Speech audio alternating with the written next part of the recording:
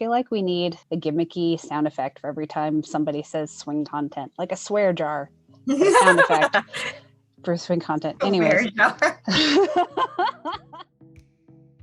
Welcome to another zany episode of Nerdy West Coast Swing, where the anchors are out of this world and the points don't matter. We are here to train your eyes so you can learn faster and dance better. I'm Cassie Winter. I am Alicia Marshall, and if you are wondering who are we to be analyzing these pros, Cassie and I both have extensive experience in training in both solo and partner dancing. She has about 21 years, I have about 23. We like to keep things pretty scientifically based around here, try to keep our opinions mostly out of it, and yeah, I think that's it. Yeah, our topic for this evening is anatomy of a great dance. We're going to be analyzing one dance from start to finish of Thibault Ramirez and Irena. Is it Irena or Irena?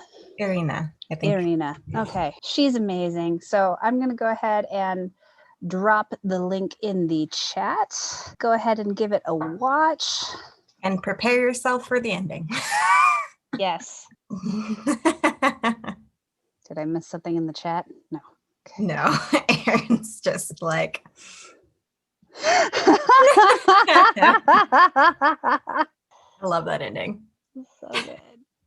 Yeah, Alicia sent it to me for the first time way back when, because we were just nerding out about this video on our own, because that's what we do when we're not with you. We're doing the same thing. Yep. With each other. Anyways, and I call it the Ride of Doom. Because, yeah. So before we get into the screen share part of the video, we just wanted to kind of like run through some of the criteria that we think of when we think of a great dance. So there is the classic judging criteria, which is kind of what we're all trained to be aware of in the first place: timing, teamwork, technique, musicality, and swing content. But there are other things that we feel like don't necessarily get talked about enough. An extension of teamwork is thinking about how you partner. And so there are elements like patience, breath, presence, and trust. And then you also want to think about the tone of your dance. Does the emotional tone of your dance match that of the music and also that of your partner? But that, I will say, that is why free-for-alls can be extra funny, because you'll have like two that are on the same page and a third that isn't. That is just anarchy, and it's hilarious. Anyways, that's Speaking of which, episode. If you guys have never seen the Three-for-All Jack and Jill from Swingtacular with Chris Dumond, Bonnie Soubet, and Ryan Crutcher. It's great. It's beautiful. It is on the YouTube, and it's from Swingtacular 2019, so you can search for it. And I will put a link in the card up above. Is it this side? Is it this side? No one knows. There's a card up above somewhere. Anyways, another thing to consider for a great dance is story. So like making sure you have an overall structure to your dance that matches the overall structure of the song itself. And within that, we're also going to be talking about selling it. What on earth does somebody mean when they say sell it? We're going to be talking about that. Great question. It's like, I just remember that being such a ambiguous thing that I was told. Yeah. In my dance career, and I'm like, what? So we'll be talking about that. And then also how you can strategically dance the same things over and over again, but differently each time.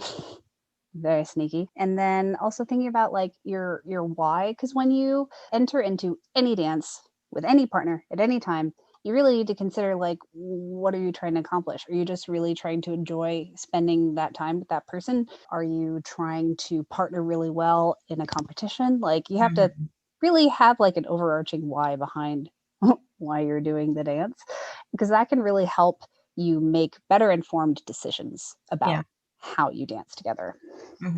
And then also, last thing is I like to think of West Coast Swing as a chemical reaction, because each dancer is so unique, especially the more advanced West Coast Swing dancers get. They become very unique individuals within their swing content. But when you combine two unique individuals with a song, that becomes a very unique combination and experience in time. And so you want to think about, what can I create with this partner to this song in this moment that can't be created under any other circumstances, and really taking advantage of that, because that's where the magic happens, right? Like Chris last week telling his story about drawing Tot at Swingcouver and getting the emotion ugly.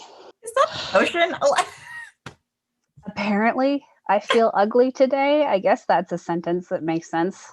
Last I checked, ugly isn't really an emotion, but all right. No, it's, yeah. But anyways, that was one of the most beautiful things I have ever seen in my entire life. And it was only because Chris drew Tot and they got the word ugly. It was magical. To the screen share. So I think really the first thing that we're looking at is kind of the patience aspect of partnering.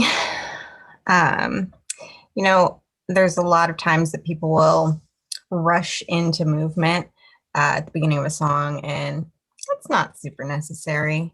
And so they're really taking the time to like get the feel of the song first. You can kind of see everyone else in the background is already kind of doing a little bit of something while they're still kind of hanging out there, getting the feel of the music. Yeah, they basically they pick out something in the music to kind of get on the same page with each other, and are just enjoying their time, seeing what's going on. Meanwhile, the other two couples on the floor are already doing their send outs, which isn't necessary, really, Right. if you ask me. Like, especially because this is an else skate at the after like a spotlight, probably, right? Right. So they're probably all already tired. So why do more? And another thing is, this song just is a very repetitive song. It is. So one of the things to think about, especially when you're dancing to a super repetitive song, is like, how are you going to differentiate your phrases from each other as a partnership in a way that is both musical and interesting, and ends up making it so you don't look like you're being repetitive, Right. even though the song is. And you know, like to an extent, there is a time for like repetitive movement, if that's what you're wanting to play around with in the dance. But you know, it's more like that needs to be really intentional rather than just kind of like a thoughtless thing that, like, you know, you're not necessarily doing a lot to vary anything. Yeah.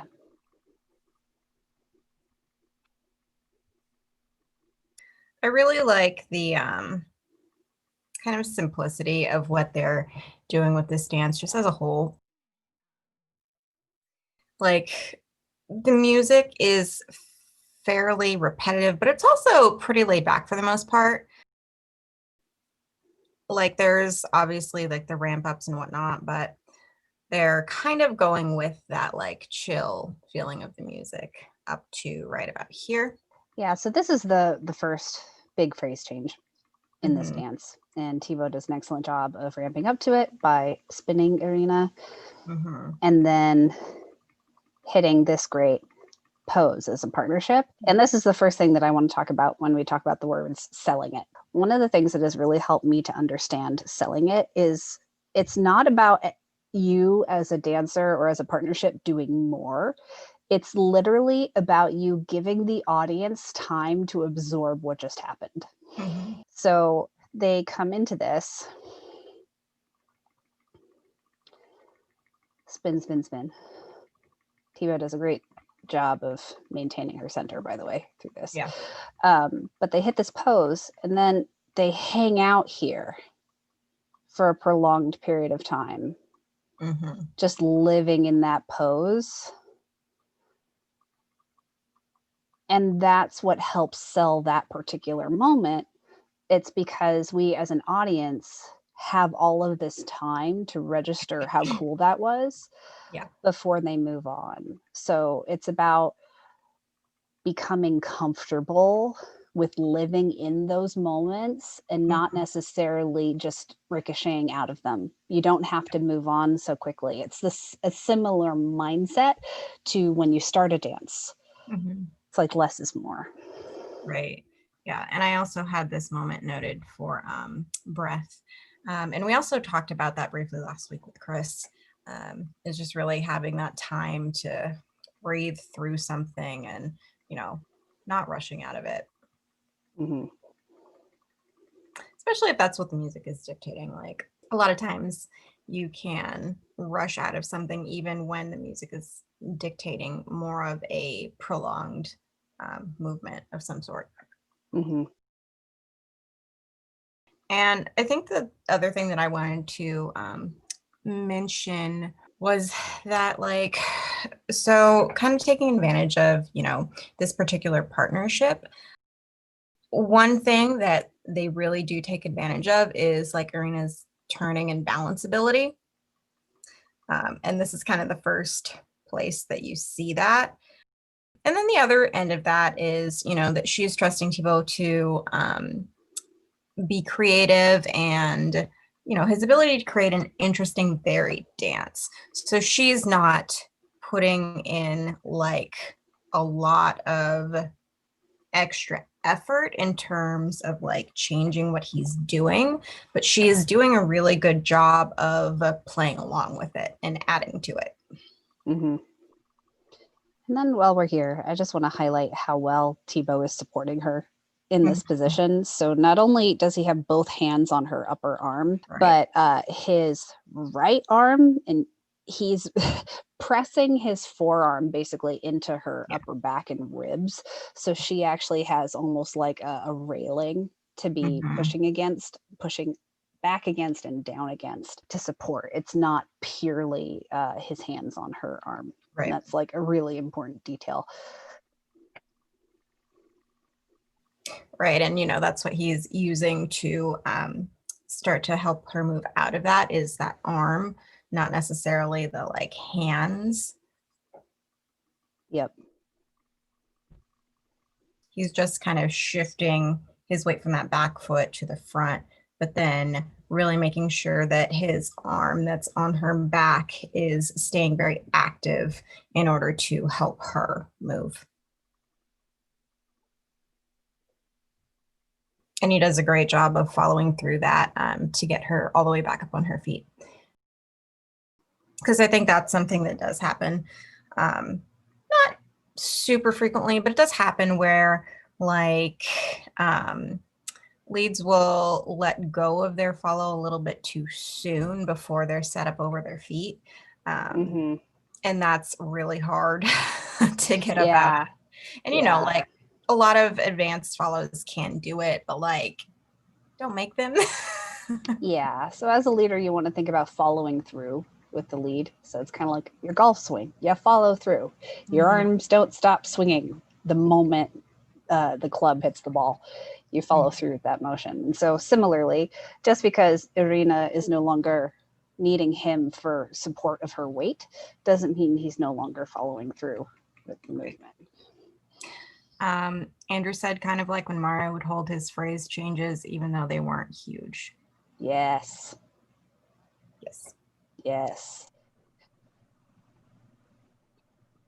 So this is a great moment of partnering and trust and paying attention because it's a breakaway.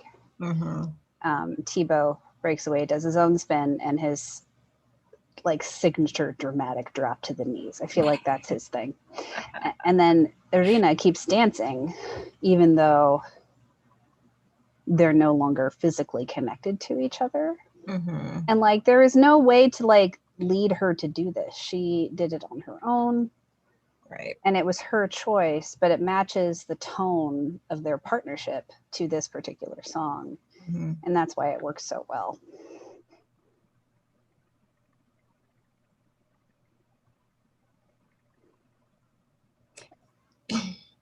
He does a really good job of setting himself up and also kind of neutralizing her movement. Yes. He switches right to right. And then he does a resisted release of his right arm and shoulder and chest. And he's like using her to create this rubber band feeling across his own chest. And then he also does a great job of spotting, even though he's kind of spotting the floor, but still.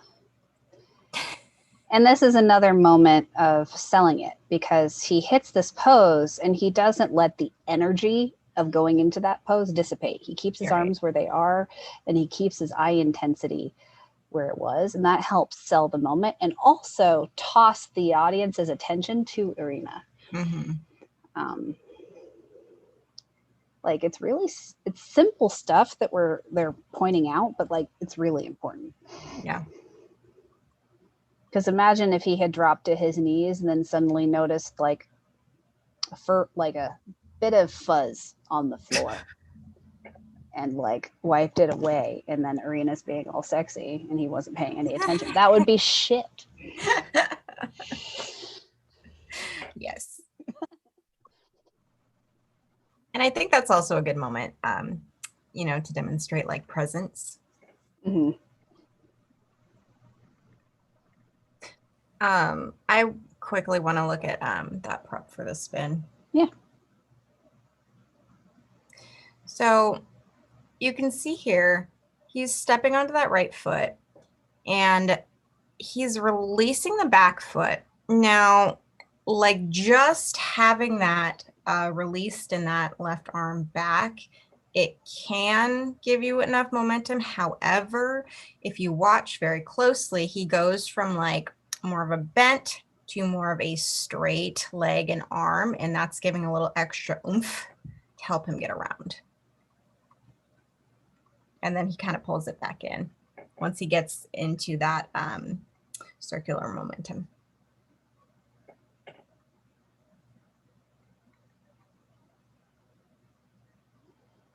Yeah, he is continuing that resisted release not only across his chest, but across his torso, into his leg, and also into his other arm. So he's like drawn a bow back from hand to hand and also right hand to left foot. Yeah. So that's a lot of like resisted release tension rubber band across the front of his body. And all he has to do is like release it and let his like almost exhale in his ribs.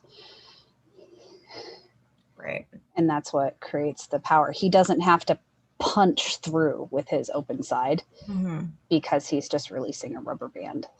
Right. And he's also not pushing off of her. Yeah. Because that is something that can happen is when you are trying to swing yourself around, because of the way that you are moving the shoulder, you can kind of press off of the follow. And that kind of gives that sideways momentum that you don't want for the follow. Yeah.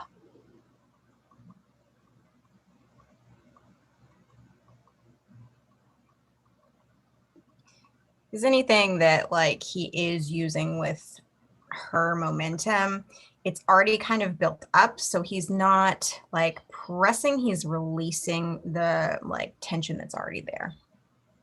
Yep.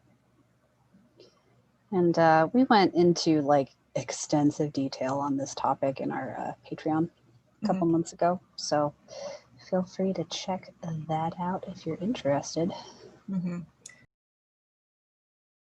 Aaron said, so when he hits that spin, it's all him and that leg. Yes.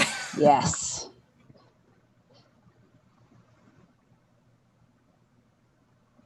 Yeah. And, even though you can see he's placing that foot, that free foot, he's placing it down as he continues that turn to help him balance, but he's not putting any weight on it because it has to also move, like for him to go down into that squat.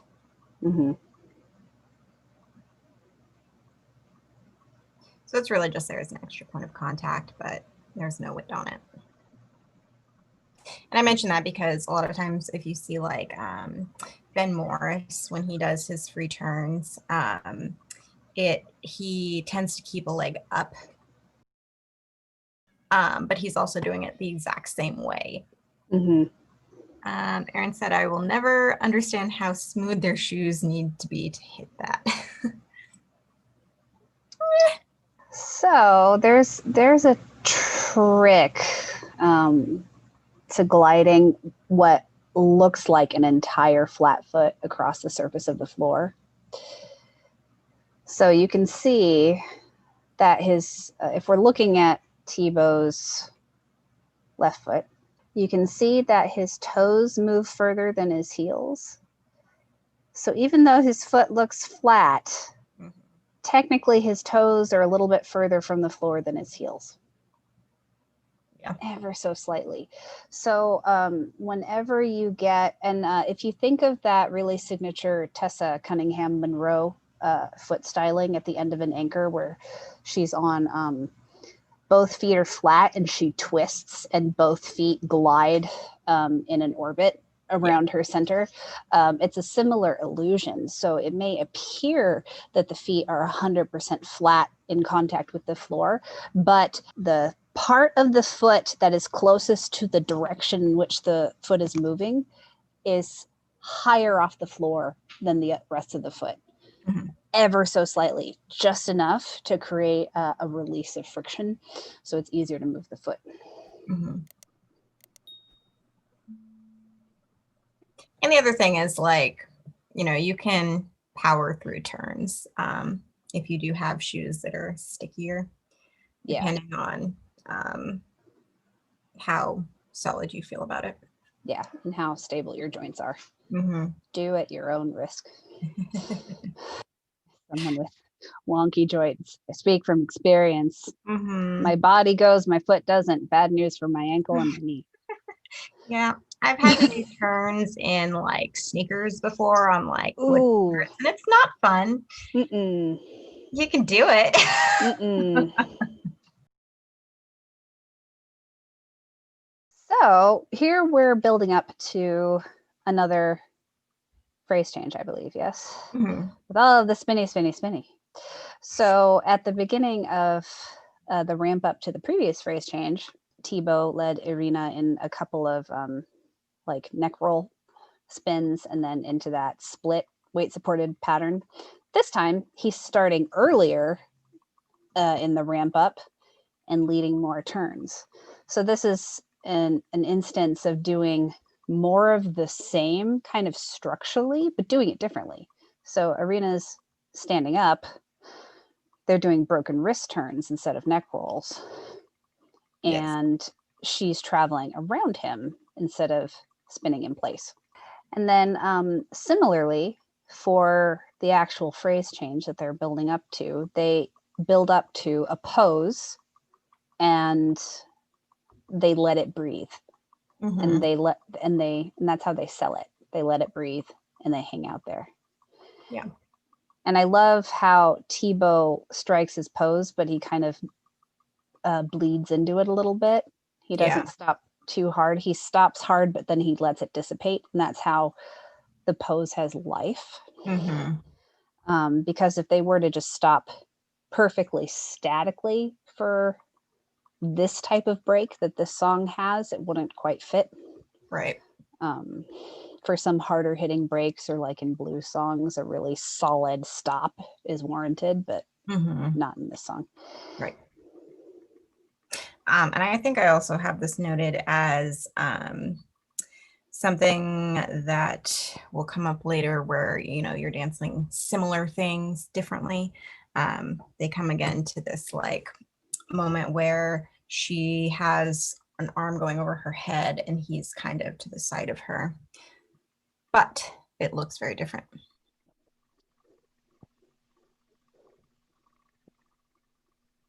He does such an excellent job of not looking at her and also not murdering her right here. All you can ask for. That's all you can ask for. Just whenever you're rainbowing over a follow's head, make sure your forearm is nowhere near their actual cranium. Mm-hmm. Thank you very much. I really love the choice that Irena makes with her eyes on this one. where she hits as she's looking down and then kind of dissipates it back up. Mm-hmm. Yeah, where you're looking as a dancer can have almost a counterintuitively large impact on the overall effect of your dancing. Yeah. Where you're looking and when can be huge. Yeah. Like sometimes all you have to do is look at the audience at the right moment and the crowd goes wild. Yeah.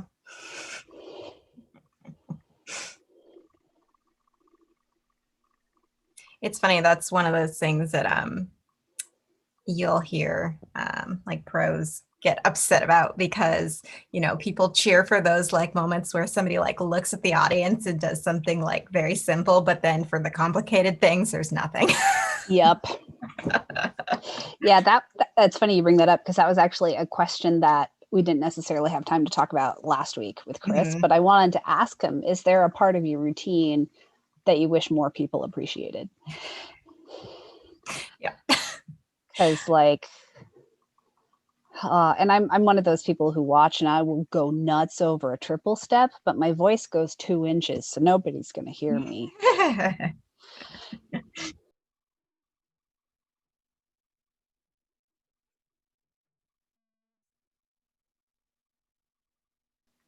So I think right here is the next thing that I had marked. Yeah. And it's a nice like moment of like tone or that emotion change. So because this dance for the most part has been rather chill, but you can see right here, they both kind of become really intense for a moment. And it's very impactful because, you know, the rest of the time they've been rather laid back about things. And even like the strong hits that they've had previously have been still pretty laid back. Like there's nothing super intense because it's not a hit and hold, it's a hit and dissipate previously. Yeah, and there weren't necessarily accelerations going into those other hits. Right. Whereas this one, there's an acceleration making the hit more staccato. And it really is, like you mentioned, that contrast between what has come before, which is so chill, that makes this so impactful. Like if everything that came before was at this high level of intensity, this would do nothing for us as an audience. Right. And like part of it is because we can't see Thibault's face, but because of how much energy he puts into his movement, you can see that there is a sudden intensity to it. Even though we can't see his face, there is still that change in emotion and tone. Also, I love whatever he does with his legs. It's great. I know. I was actually going to say, because like this is such a quick acceleration, like bop, bop, bop, back and forth. So yes, he is styling with that left leg, kicking it out, but it is also functionally helping him create the correct amount of counterbalance to lead Irena safely through this really fast transition. Yeah. Erin said even her breathing is a hard change.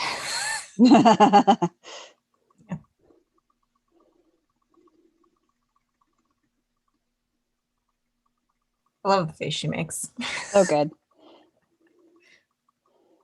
And I also love that they end up once again not looking at each other for that hit. That's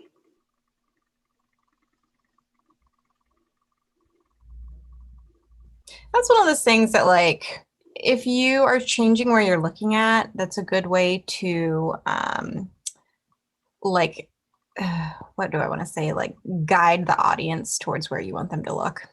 Yeah. Then I also want to highlight how little Irena is actually traveling. Because you can see the squares of the floorboards. Yep. And Thibault is doing all of the work orbiting her hand all the way around her head to let her stay there. And then he plants his right foot wide so that when she plants her right foot in just a simple sidestep from where she is now,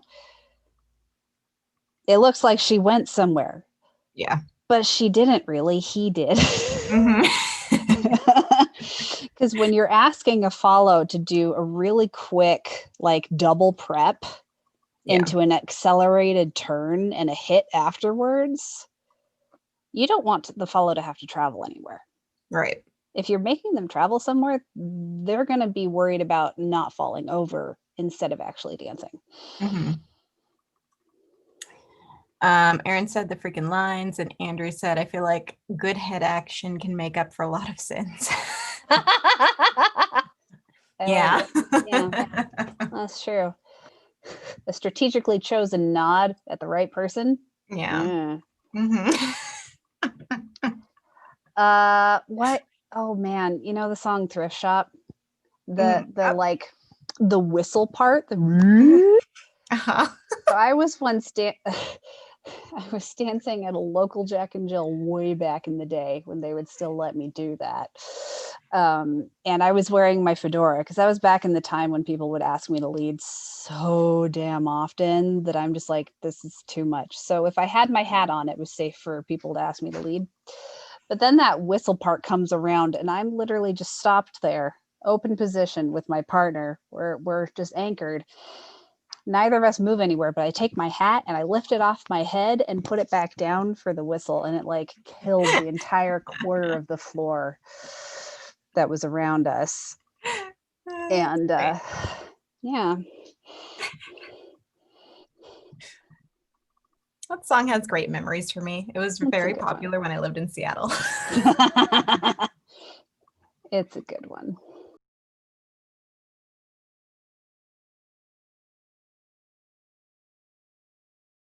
I just want to highlight really quick the really seamless transition to the open whip, because he ghosts it. He's like, this could be a closed whip. But then they cross forearms like swords and drag down to hooked hands. And like, not only does that function well in the connection, but it looks great. Yeah.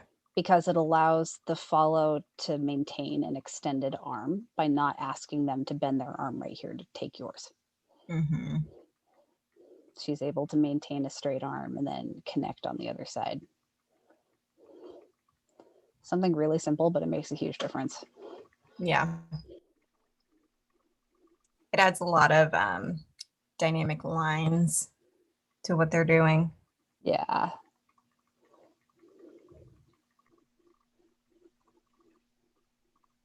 Oh, look. Another hit after a few spins. And they let it breathe. But then this part, I love this part. I know. Because she's like, I want more.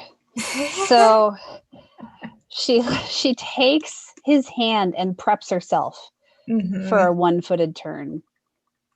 And then he follows through with it. So good. And that wouldn't be possible without a really like trusting partnership that's paying attention to each other. And she communicates it so well. Mm-hmm. So she strikes the hit. She shifts her weight fully to her left foot and connects with his hand. Yep. And by shifting her weight all the way to her left foot first, that makes it really clear to him when she shifts back to her right foot. Because he's able to not only see that, but actually feel it in the hand. Like he would be able to follow through with this if his eyes were closed. And then more of that breathing. She doesn't put her foot down. And he's like, cool. I'll let you maintain balance. He maintains that center counterpoint for her so well. Yeah, as he's scrolling away. Yep. And then high kick. Yay for high kicks. Because why not? I 5,000% approve of high kicks. People here should be zero surprised. Yeah. But I also love how, even though she prepped herself into that turn, he clearly kept her so well balanced over that turn point that she could just kind of chill and wait. as she kind of slowed that momentum down. Yeah, because she back led the prep, but then he actually led the turn. Mm-hmm. Like, it's harder to lead, or at least to follow with your left hand turning to your right on your right foot. Mm-hmm. Then it's like, that's complicated. Just saying. Yes. Yeah, so right through here, we can see the hand starting over here. And Irena very much grounds herself down. Like you can see her go down into her standing knee a little bit more. Right. So she's very grounded. And then Thibault does a very good job of keeping the hand at the same height and just bringing it from where it was over here to here. And it's like directly above the rail of the slot. It has not gone in front of her. It's still off to her left side. Yeah. And then he leaves it on the rail and leads a hitch timing. So he's barely taking that handhold down the slot at all. He's more extending his arm as he does that, Yeah. which allows her to remain grounded to do that kick. And then as soon as she starts bringing that foot back down, he starts bringing her left side forward again into a prep. But if you focus on just the hands, it's not going that far. It's going from one side of the speaker in the back to the other side. It's a very handy frame of reference right there. And then he's not asking her to really travel. He's asking her to place and then turn. Because you can't really ask a follow to travel from a perfectly grounded position because there's no momentum being redirected. You have to generate it. Right. So if he wanted her to travel, he would have to really, like, for lack of a better word, yank her down the slot. But that's not nice. That's not how West Coast swing works. Don't do that, people. So he allows her to start building momentum by just leading a turn so she doesn't really have to travel very far. And then they've gained momentum again. Right. And then here's another moment of just like hitting a moment and letting it breathe and just hanging out there. And it's like a moving hold where they're still dancing through it. Yeah. And chill. This was the other little spot that I was talking about where they do a similar thing but different. Where she once again has like something going over the head and he is off to the side of her. But then she like styles this very differently than the first one. I also love her choice of styling there. It's so good. Also, it's really simple, but her left hand, her free hand through this turn. Yeah. I love that styling. So good. Well, and she continues it from that little styling that she does as she comes up from that book because she has those flexed hands here. Yep. So she continues it through, and I like that choice. Yeah.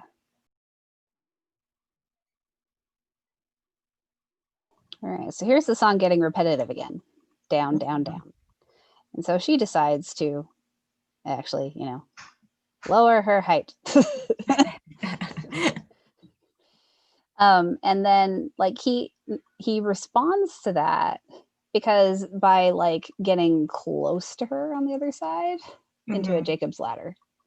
So it's kind of, he's doing something different than she just did. However, it still has that same kind of tone to it because she got down but also got really close to him. Yeah. And so it's a call and response. And he responds to it by doing something that has kind of like a similar tone to it, but just has his own flair. When I like the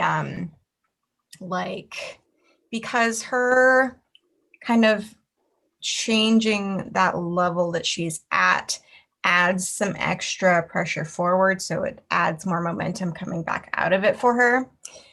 And then I like that he repeats that right here when he like slides towards her and he gets quite close so that he's going to get a lot of extra oomph again. Mm-hmm.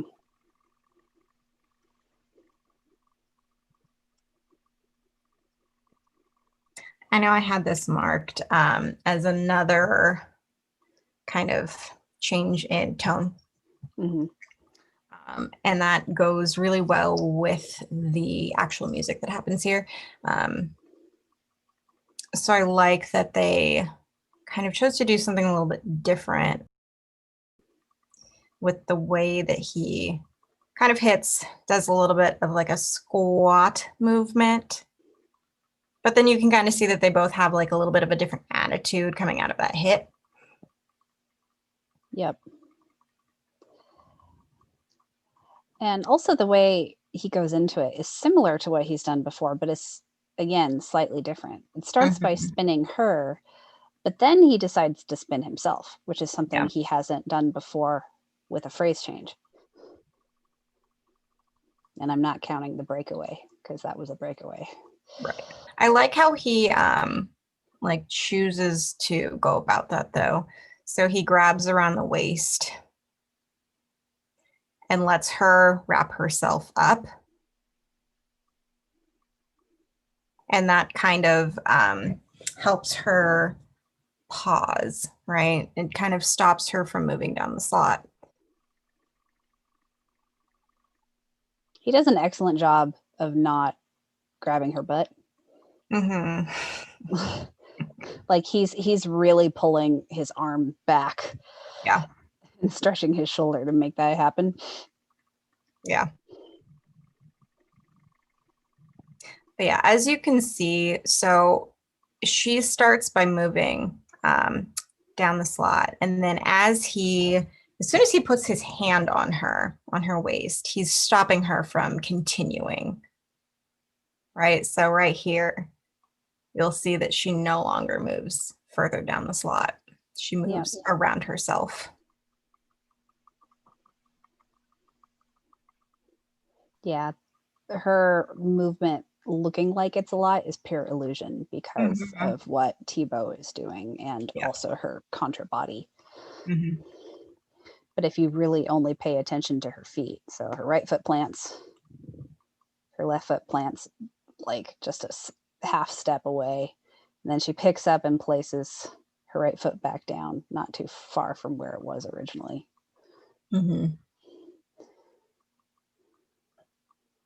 I love how she slides her hand down his back afterwards. It just adds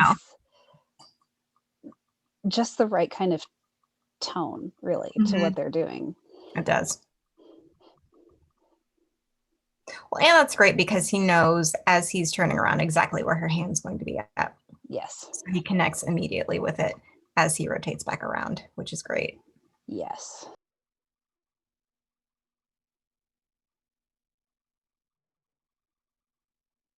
And I love that, again, he kind of does the moving away from her.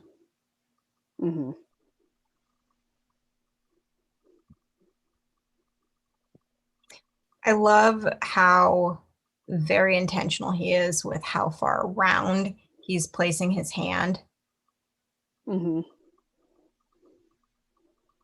So we're coming towards the end of the dance.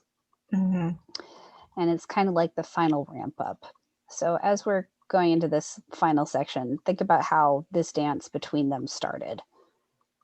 They were just standing in close position, swaying, and then snapping for the longest time. And they rather consistently escalated the difficulty and the energy of their partnership since then. And then it all culminates in the Ride of Doom. So it starts with a one-footed spin where Thibault is walking around Irena, doing an excellent job of keeping her centered. Which, like, so she hard. shifts around quite a bit at the very beginning of that. So him keeping her centered is extremely important, but also extremely hard. Yeah. And then at the end, he's like, we can do more. And he decides like, let's do a neck roll. Yep. So But he has like, a really strong hook around there on her arm. yeah. And then he's like, nah, that's not good enough for me. Let's keep going. Let's keep going. Let's do a ride. Ready, ready, ready. Oh, barrel roll. Behind the back. And I love, like, he's doing such a good job of maintaining her center because you can see, like, his hands go so far behind him and he, like, arcs his body forward to maintain her center. Karen like, said again, I don't even know. Right? Yeah. And I was like, but wait, there's more. But wait, there's more. But wait, there's more. We're not done. We're not done. And she's finally like, okay, I'm just tired now. I'm going to put my left foot down. Yeah. I'm convinced that that's what it was. It was more like, emotionally, I'm done. I think they could have kept going. Probably. Yeah. And then she dances down even though the music stopped. Yeah. You know, it's a good partnership when you're still in sync together, even though the music has technically stopped. And I also loved like the patience that he has kind of waiting on her to make sure she gets back up over her feet and make sure he doesn't have to do anything more. But I want to look at the balance point on these. So first of all, you can see that she is coming around and she has an arc in her. Like it doesn't start out that way, but she steps, she brings the foot out and it's back. As she swings around here, she brings that leg down. So then her weight is more towards him. And now she doesn't pull out of that arc. So when she is continuing, you can see now that arc is going to be in the front of her body. Right? So she has this arc here and she leaves it, doesn't pull out of it. So it continues to the front. And she is very precariously balanced because she has both her arm and her leg behind her. And it's really to offset that arc that's in the front. And so here, right, she is settling down into that knee to get a little bit more control, so she can come out of that really extensive arc that she had like in the upper body, and she kind of translates it a little bit more lower, which is going to be more comfortable for her. But then I also want to look, so the way that Thibault balances this, right? So he first of all makes sure that he has a really strong hold on her when he hooks the arm up underneath. So he has a really good hook on her. Now, if you watch, right, she's still on one foot. He takes his foot and steps as close as possible to her as he's moving in front. So then that becomes like the shared like balance point that they have.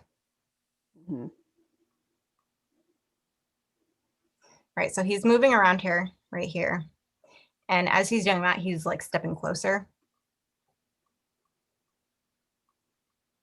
But then really when he comes around right after this, right, he steps right up like foot next to foot.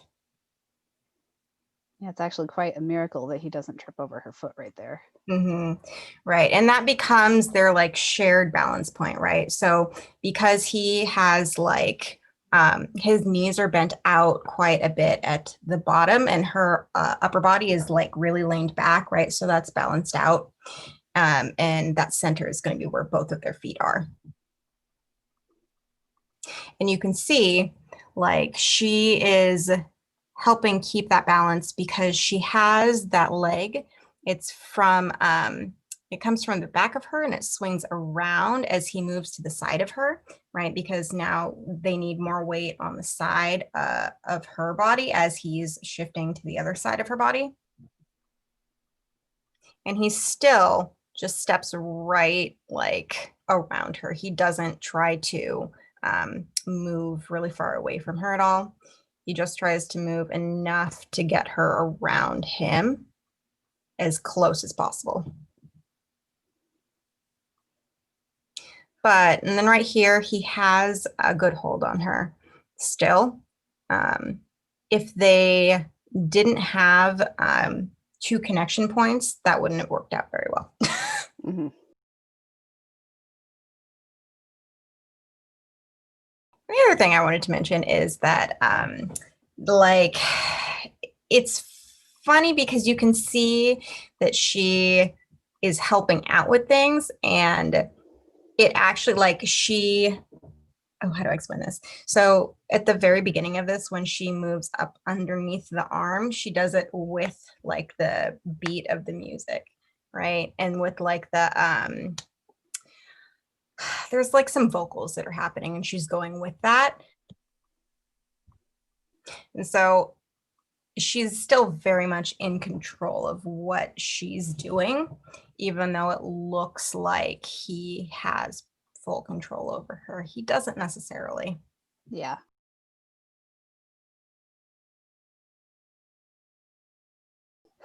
I love how his face here at the end is like magic. Yeah. Almost as if he didn't contribute to the magic at all. He's just like, you're so amazing.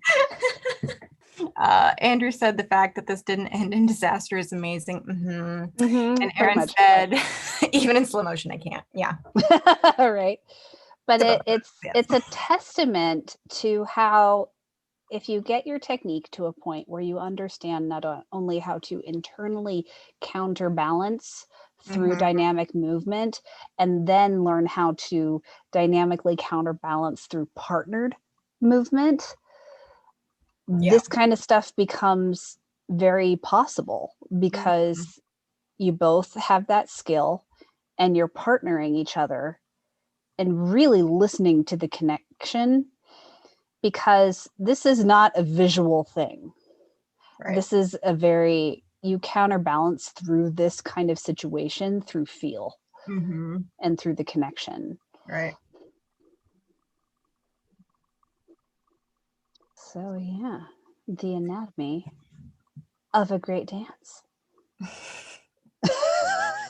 Thumbs up from Thibault.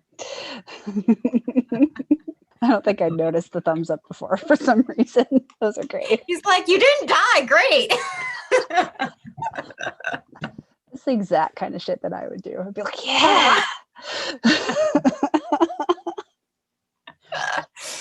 Are there any questions on anything we've talked about tonight? Just your brain bleeding from that last realizing that physics isn't what you thought it was. Next week, we will be back with masculine versus feminine styling, regardless of role. So that's going to be a really fun episode. I think we've got quite a few videos to go through on that one. Yeah. It's going to be like a harried, let's get through it all in an hour kind of episode. But you will prevail. Anyways, thank you all so much for joining us again this week. Thanks, guys. We will be back next week. Yep. See you then. Doodle-doo. And so if I have a follow who's like giving me nothing, I'm just like, So she's like, you really need to smile more when you dance. I was like, I am reciprocating the facial expressions that I am getting. Oh, okay? It's like, I'm a mirror. Do you like what you see? No? Okay. I have a problem where I just like, I smile too much and then my cheeks start twitching. So it looks like your eyes twitching? No, like the deep muscles underneath my cheeks just start vibrating and it feels really uncomfortable. And I'll be in the middle of a comp and the only way I can because it's like a Charlie horse, but in my cheeks almost. Ooh. And the only way for me to deal with it is to go like for a prolonged period of time. And you can't do that when you're on the comp floor. Your partner will be like, what's wrong with you?